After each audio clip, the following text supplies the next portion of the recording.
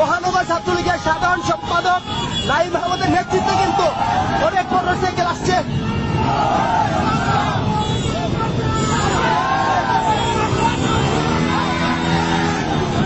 হাজার হাজার মোটরসাইকেলের কথা বলছিলাম আপনাদেরকে দর্শক।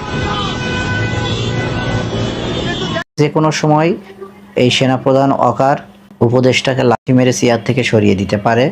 গত 29শে আগস্ট গণ অধিকার পরিষদের সভাপতি জনাব নুরুল হক নূরকে হত্যার উদ্দেশ্যে যে আক্রমণ করেছিল যৌথ বাহিনী অর্থাৎ সেনা সদস্য এবং পুলিশের সদস্যরা, সেখানে অসংখ্য নেতাকর্মী গণ অধিকার পরিষদের আহত হয়েছে, তার ভিতরে আমি একজন। দেশে ব্যাপক নাশকতা চালাতে নীল নকশা আঁকছে ক্ষমতাচ্যুত আওয়ামী লীগ। এজন্য বিপুল অর্থ ঢালবে দলটি, সেই টাকার জোগাড়ও হয়ে গেছে। দিল্লিতে হাসিনার সাথে 5.5 ঘন্টার গোপন ম্যারাথন বৈঠক করেছেন এস আলম গ্রুপের চেয়ারম্যান।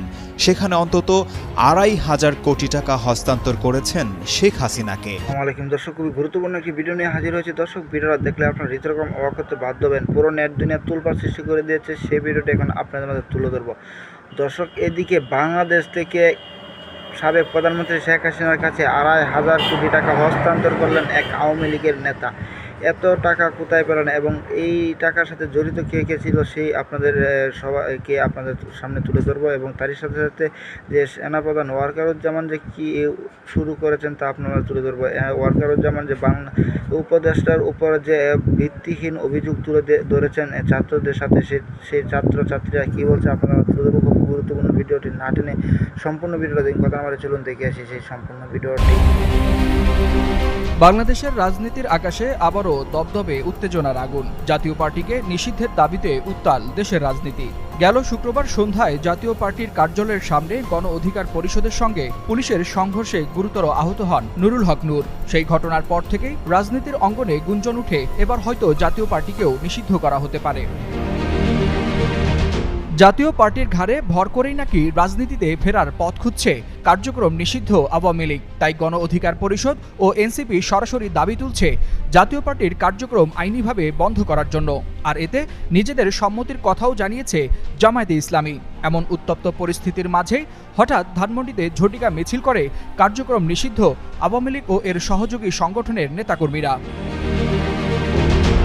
রোববার দুপুর 3:15টার দিকে ধানমন্ডির 27 নম্বর রোডে রাপা প্লাজার সামনের সড়ক থেকে মিছিল শুরু করে তারা।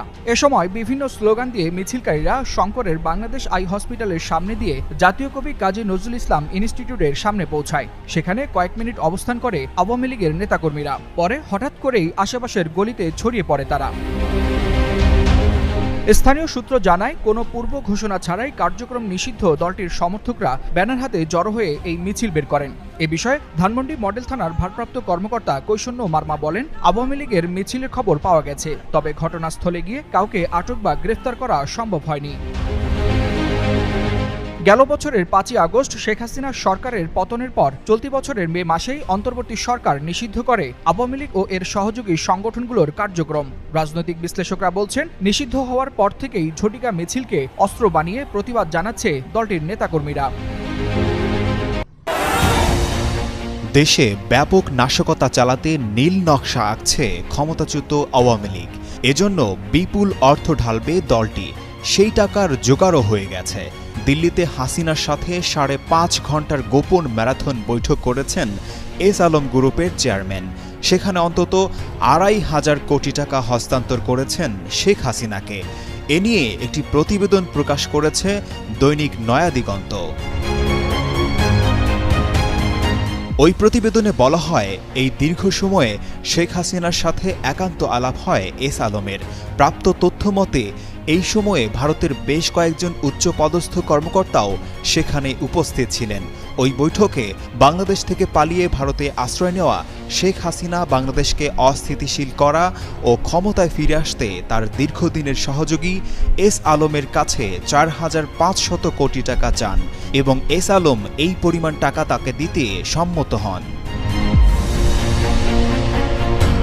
এই অর্থ নির্দিষ্ট কিছু খাতে ব্যয় করা হবে বলে সিদ্ধান্ত নেওয়া হয়, যার মধ্যে রয়েছে প্রথমত ইন্টারন্যাশনাল লবিং ও বিভিন্ন দেশে পলিসি মেকারদের আওয়ামী লীগকে সহযোগিতা করার জন্য ম্যানেজ করা, দ্বিতীয়ত আগামী নভেম্বর ও ডিসেম্বরে দেশ জুড়ে নাশকতা সৃষ্টি করে এমন এক অরাজক পরিস্থিতি সৃষ্টি করা যাতে অন্তর্বর্তী সরকার বিদায় নিতে বাধ্য হয়, তৃতীয়ত সরকারি আমলা, পুলিশ ও গুরুত্বপূর্ণ ব্যক্তিদের কিনে ফেলা, চতুর্থত আওয়ামী নেতাকর্মীদের জামিনের লক্ষ্যে খরচ করা এবং পঞ্চমত এস আলমের সুগার রিফাইনিং সহ দেশব্যাপী বিভিন্ন শিল্প প্রতিষ্ঠানের শ্রমিকদের মাধ্যমে আন্দোলন সংগঠন করা। আর এ অর্থ গ্রহণ, বিতরণ ও ব্যবস্থাপনার জন্য গঠিত ৩ জনের কমিটির দায়িত্বপ্রাপ্তরা হলেন আওয়ামী লীগ নেতা জাহাঙ্গীর কবির নানক, মোহাম্মদ আলী আরাফাত ও মহিবুল হাসান চৌধুরী নওফেল। এর আগে গেরিলা বাহিনী নামানোর পরিকল্পনা করে আওয়ামী লীগ, সেই পরিকল্পনা ব্যর্থ হয় আইন শৃঙ্খলা রক্ষাকারী বাহিনীর তৎপরতায়। সাবেক সেনা কর্মকর্তাকে দিয়ে চলে বিশেষ প্রশিক্ষণও। এসব তথ্য তুলে ধরে প্রতিবেদন প্রকাশ করেছে দৈনিক নয়া দিগন্ত। তবে এসব তথ্যের ওয়ালাইকুম দর্শক, আপনারা তো সম্পূর্ণ ভিডিওটা দেখলেন। দর্শক, ভিডিওটা কেমন লেগেছে, ভিডিও সম্বন্ধে অবশ্যই আপনাদের মহামূল্যায়ন মতামত কমেন্ট বক্সে জানাবেন। অবশ্যই ভিডিওতে যে চাঞ্চল্য তথ্যগুলো রয়েছে, তথ্যগুলো অত্যন্ত গুরুত্বপূর্ণ ছিল, যা আপনারা তুলে ধরেছি। ভিডিও ভালো লাগলে লাইক করবেন, শেয়ার করবেন, চ্যানেল নতুন হলে অবশ্যই চ্যানেলটাকে সাবস্ক্রাইব করে দিয়ে পাশে থাকা বেল বাটনটি অন করে দেবেন। এদিকে সেনা প্রধান ওয়াকারুজ্জামানকে নিয়ে যে কঠিন ঢল চলছে এবং সেনাপ্রধান ওয়াকারুজ্জামানকে নিয়ে যে বিভিন্ন ধরনের বাংলাদেশকে বাঁচানোর জন্য যে ডক্টর মোহাম্মদ ইউনূস এত কঠিন চেষ্টা করছেন যে বাংলাদেশকে উন্নত করার জন্য, কিন্তু এই দেশে এত হাজার কোটি টাকা হস্তান্তর করলো কেমন করে? এত সরকারি লোক তার সাথে জড়িত না থাকলে এত হাজার কোটি টাকা হস্তান্তর করা সম্ভব হচ্ছিল না। তা আপনারা এই ভিডিও দেখে বুঝতে পেরেছেন। অবশ্যই ভিডিওটি ভালো লাগলে লাইক কমেন্ট শেয়ার করে দেবেন। চ্যানেল নতুন হলে অবশ্যই চ্যানেলটা সাবস্ক্রাইব করে দিয়ে পাশে থাকা বেল বাটনটি অন করে দেবেন। ভালো থাকবেন, সুস্থ থাকবেন, দেখা হবে পরবর্তী ভিডিওতে বলে বিদায় নিচ্ছি। আবারও নিয়ে আসবো খুবই গুরুত্বপূর্ণ